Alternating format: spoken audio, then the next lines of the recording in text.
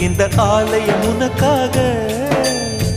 வானில் ஒரு புயல் மழை வந்தால் அழகே என்னை எங்கனம் காப்பாய். கண்ணே உன்னை என் கண்ணில் வைத்து இமைகள் எனும் கதவுகள் அடைப்பேன். சத்தியமாகுமா?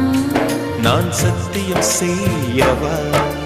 தொடு தொடுவெனவே வானவில் என்னை தூரத்தில் அழைக்கின்ற நேரம்.